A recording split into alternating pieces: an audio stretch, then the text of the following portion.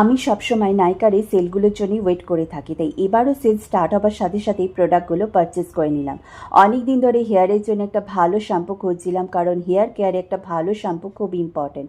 আমার এক friend L'Oréal professional absolute রিপেয়ারের এই শ্যাম্পুটার কথা বলেছিল। এটার হেয়ার মাস্কটা আমি ইউজ করি, তাই শ্যাম্পুটাও পারচেস করে নিলাম।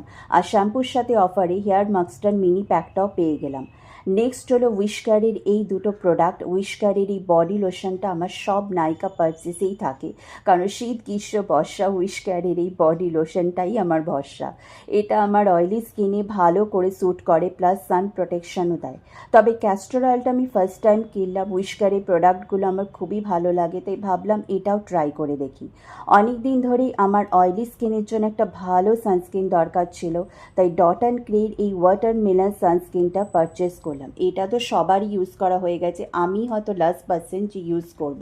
লেখা আছে অল স্কিন টাইপ, এখন দেখা যাক আমার স্কিনে এটা কীরকম স্যুট করে। এই দুটো আমি সবসময় নাইকা সেল থেকে রিস্টক করতে থাকি। আমার ক্র্যাক হিলের প্রবলেম আছে, তাই হিমালয়ের এই ফুট ক্রিমটা আমার সারা বছরই লাগে। আর হাতের ড্রাইনেসের জন্য অ্যারোমা ম্যাজিকের হ্যান্ড ক্রিমটাও আমি সারা বছরই পারচেস করি। এগুলোর সাথে নাইকা এই প্রোডাক্টটা ফ্রি দিয়েছে, Raaga probiotic anti hair fall shampoo. জানি না কেমন, তবে পেয়েছি যখন একবার ট্রাই করে দেখব। এই ছিল নাইকা সেল থেকে আমার পারচেস। এগুলোর মধ্যে তোমাদের মোস্ট ইউজেবল প্রোডাক্ট কোনটা? I think sale is the best time to product purchase or restock your product. ভিডিওটা ভালো লাগলে লাইক করো, চ্যানেলটা প্লিজ সাবস্ক্রাইব করো। Thank you for watching.